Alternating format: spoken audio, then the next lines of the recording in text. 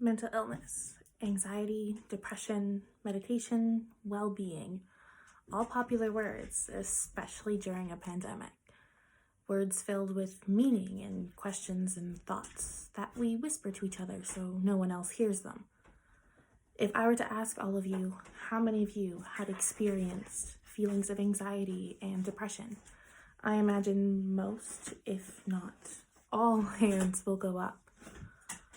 And if I asked how many of you were diagnosed with anxiety or depression or one of the hundreds of other mental illnesses, I imagine many of those hands would stay up.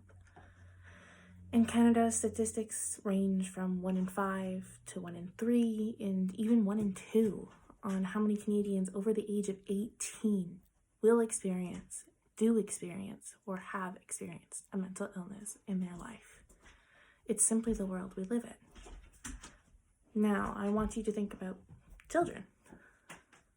How many people think children are diagnosed with anxiety or depression? And how many think, what do they have to be worried about? Their spilt juice box or their broken toy? They're children. They don't understand what it means to be anxious or depressed. We'll come back to that in a second. But first, I want to tell you a story. Although it may not seem like it now, with my calm demeanor, my perfect behavior in school, and my desire to be a teacher, I was a nightmare of a child. My mom and I joke that my terrible twos lasted from when I was 1.5 to 16. It was a very long year. One stuck in a loop, I suppose. And I can kid about it now, make jokes about it now, but it wasn't a joke then. It was terrible. I was kicking and screaming every day, crying so hard I had popped the blood vessels in my eyes or around my eyes, and I was lashing out at the people around me. Sometimes I just got so mad and I didn't know why. I was scared of everything. I didn't want to go anywhere. And if I did, you can bet I was holding someone's hand. Even at 16, and honestly, still kind of do it now. My terrible twos were so beyond terrible. They were horrendous, abominable, because they weren't just the terrible twos. They weren't puberty and hormone shifts, although I'm sure that didn't help. They were me having emotions and no words to describe them. I was anxious, severely so, and it took me until I was 16 to find out that there were words, that there was a term for what I was feeling. And it took me 1 year after that to work up the courage, the nerve to tell my parents what I was feeling. And this happened while I was having a panic attack about going to medieval times. And that is another story. But it was nonetheless real and a terrible experience for me. And then when I was 17, I was officially diagnosed with severe social anxiety, which I had probably had my entire life. So that was even when I was a child. But it took me 17 years to get the help that I need, because I didn't know there was help. I didn't have the words because no one thought a child could feel what an adult feels, because I didn't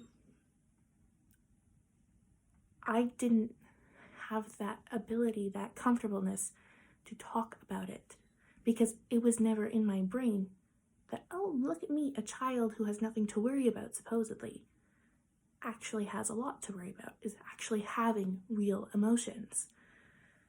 And honestly, no one thought that a child's problems, my problems, could be real problems. So that's my story, but just a little bit more information on some statistics. So according to the CDC, 7.1% of children between the ages of 3 and 17, which is 4.4 million children, have diagnosed anxiety, and 3.2% of children which is 1.9 million children, have diagnosed depression. And this is just the diagnosed children. This is not considering the kids that don't have an official diagnosis, that are just thinking or still learning, don't have the terms like I did. And these rates jump drastically and exponentially. When you look at children between the ages of 13 and 17, it jumps to over 25%. Evidently, children are experiencing it whether we acknowledge it or not. They may just not be getting the help they need, because children can understand anxious and depressed if we give them the words, if we tell them what it means, if we take the time to listen to what they have to say, what they know, what they tell us about how they are feeling. We need to listen to them. So my Genius Hour product, a children's storybook called Fuzzy Buzzy Sleepy Weepy, goes through symptoms and feelings related to anxiety and depression. It gives children and youth and adults words to describe what they are feeling. They are not shameful feelings, not for you, not for children. They're just feelings. And we need to be willing to talk about it for them so that they can get the help and that they can get what they need, because they need help. And I'm sure you needed help when you were little too. So we need to be able to give them the help that we wanted, that we needed when we were growing up.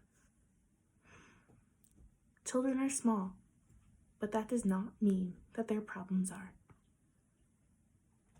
So I'm Emma McLachlan, and thanks for coming to my TED Talk.